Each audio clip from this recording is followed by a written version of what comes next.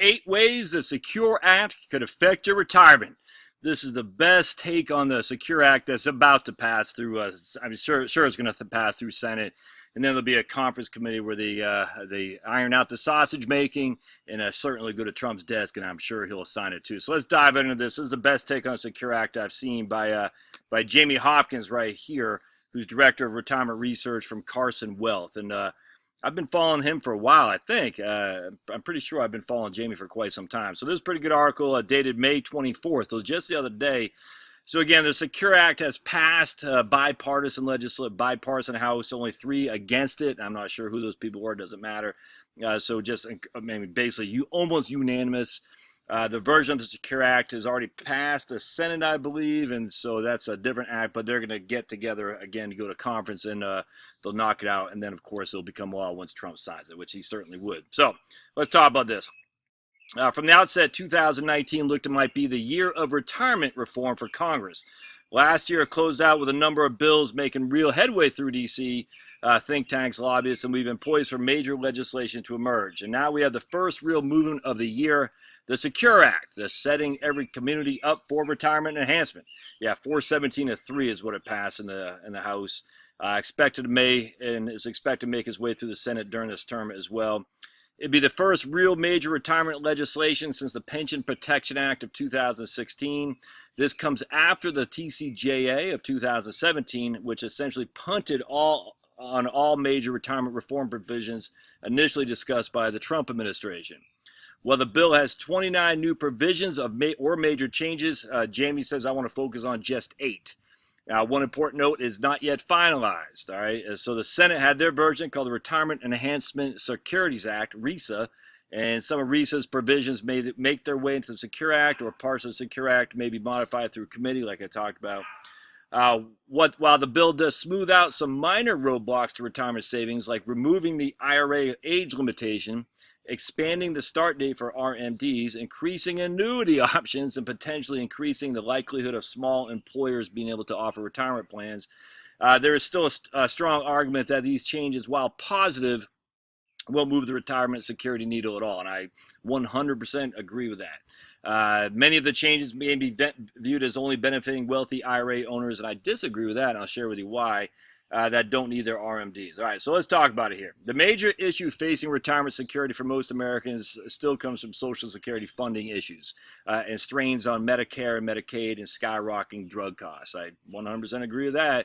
And with roughly 1/3 of the American population not really saving for retirement, small modifications to savings plans won't likely help this group. All right, so let's talk about the 8 things. Number 1, increase small employer access to retirement plans. I just don't think this is a big deal at all. It would essentially allow small employers to come together to set up and offer 401k plans with less fiduciary liability and costs than exist today. Not a big deal in my opinion. That's not going to benefit the people who are affected by retirement crisis. Crisis. Now, increased annuity options inside retirement plans is number 2.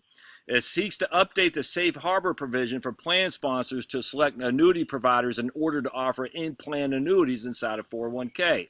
Today, many 401k plans stay away from annuities in part because of concerns about liability. The new rules would essentially ease this liability concern to some degree, potentially open up the path for more annuities inside retirement plans. Look, more options are a good thing. My concern is my experience with 403b plans for teachers is that the annuities kind of take over with their high fees. Valak was the other one, Horace Mann, and these guys.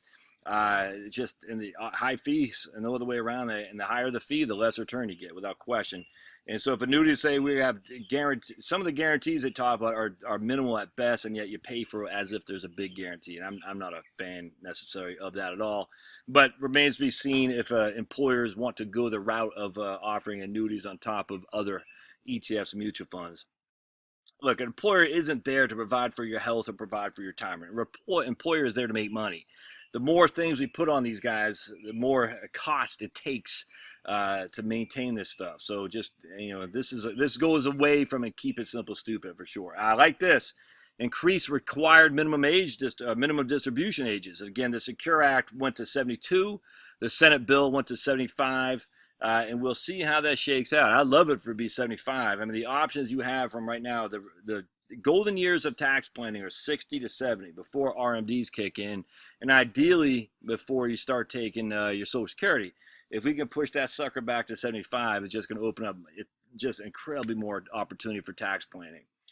Removal of age limitations on IRA contributions. I like this too. For years, there's been a rule that essentially discouraged retirement savings in IRA for people who continue to work later in life. The Secure Act would remove this savings after 70 and a half. You can't do it right now, regardless if you have earned income or not. So now you can for a Roth, but not for a traditional IRA. So they're going to remove that, and I imagine that probably will be, I can't imagine conference getting rid of that provision. A tax credit for automatic enrollment. If you're wondering why I'm sweating, because I'm sitting outside. I got some, I'm doing some ground chuck roast. I'm doing it on the grill, slow and low. Got some onions and carrots and celery in there. Oh, it's going to be good. Introduces a new tax credit of $500 to help smaller employers encourage automatic enrollment inside the retirement plan. It's just not a big deal. Penalty-free distributions for birth of child or adoption. That's fine. I got no problem with that. Again, that's not sweeping. It's nice. No big deal. Lifetime income disclosure for DC plans, defined contribution, 403B, TSP, 401K, 457 plans. This bill would require that DC plans deliver a lifetime income disclosure to participants at least once every 12 months. This lifetime income disclosure would essentially show how much income the lump sum balance in the retirement account could generate.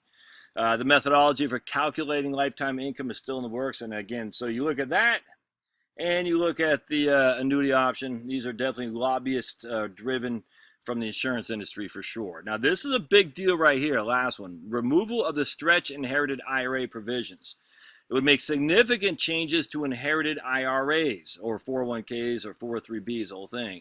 In the past, beneficiaries of these accounts could typically spread the distributions over their own life expectancy, but remember, Supreme Court unanimously, with Sonia Sotomayor and Clarence Thomas and everybody in between, they said inherited IRAs could be subject to lawsuits for the inherited beneficiaries once they receive them, because IRAs are not made for the beneficiary for tax benefits. They are made for the owner and the owner's spouse.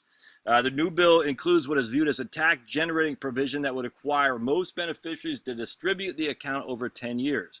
This change would accelerate the depletion of inherited accounts for many large IRA and retirement plan owners. Let's see. All this is going to do is make Roth planning even. If you can push back RMDs until you're 75 and get rid of stretch, you better be looking at Roth IRAs even more than you're doing now. The end of the so-called stretch makes a lot of sense from a public policy perspective, especially after the Supreme Court has ruled that inherited IRAs are not retirement accounts. There's some other things in here too. Potential tax burdens of faster distributions of inherited retirement accounts will increase the need for proper estate planning and potentially more strategic Roth conversions. I completely agree with that. All right, so no big issues here. I mean, a couple good things. I mean, small potato stuff by and large, but hey, we'll take small potatoes if we can get it. It's better than nothing. Getting rid of stretch IRA provisions, increasing RMDs. You know, if you want to add an annuity option, I got no problem adding the annuity option, but it's just not that big of a deal. What's the other one here? And pretty much that's it. Oh, then getting rid of IRA age limitations. I like that too. So nothing fancy, but hey, better than nothing. We'll take it, step in the right direction for sure. So that's the Secure Act, but we got to see what actually gets ironed out in conference. So keep your eyes peeled on this channel right here. As always, like what you see here, subscribe, smash the like button, share the video, and we'll see you next time. Thanks.